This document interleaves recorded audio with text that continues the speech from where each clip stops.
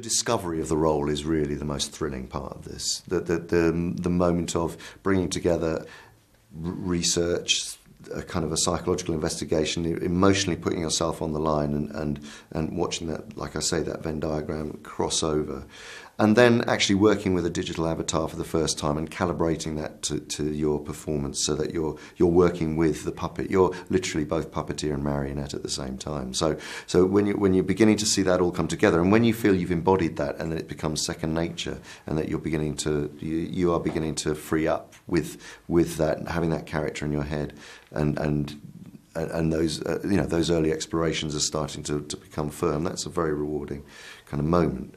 And equally, watching the end of the process, watching the shots after it's been through the whole editing process. So just to explain briefly, when we shoot a movie using this technology, the director, in this case Matt Reeves in Dawn of the Planet of the Apes, he will sit with the edited performances of the raw performance of the actor for months and months and months. He doesn't see the final visual effects shots till just before the movie is released, practically. So he's living with the drama that is created on stage, on set, between all of the actors, and the movie has to live or die by those before you even overlay them with the digital avatar.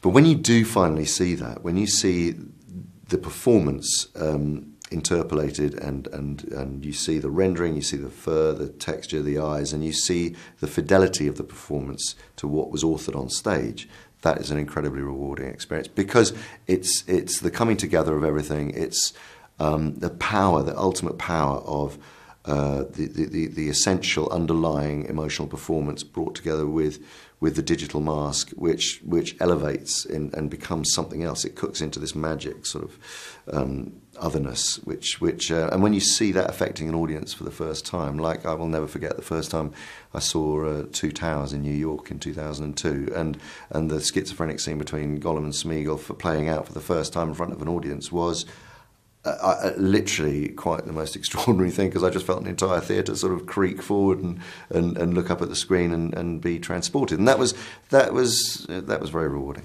Fundamentally, there's a sort of, what is appropriate use of performance capture technology, and secondly, there are films that have used it very successfully, like Benjamin Button, to do a transformation through the years. Because you wouldn't have wanted any other actor to play any of those other stages of Brad Pitt's character's life, through that journey, and that was a very successful use of performance capture and a photoreal human. I think one has to ask the question: if you're casting stars in movies, why use their exact digital avatar why create a digital avatar of that person if you can have the real person there? Unless there's a really good reason for it. Philosophically, for me, what this is about unleashing the underlying performance that matches with an avatar character that is slightly away from. I think that's when it works at its best. Which isn't to say that in the future the uncanny valley will undoubtedly be crossed, and the photoreal human faces will be achievable, and that opens up kind of digital resurrection and the playing of all of those kind of arguments, which I'm up for all of that, because I think it's a perfect tool for.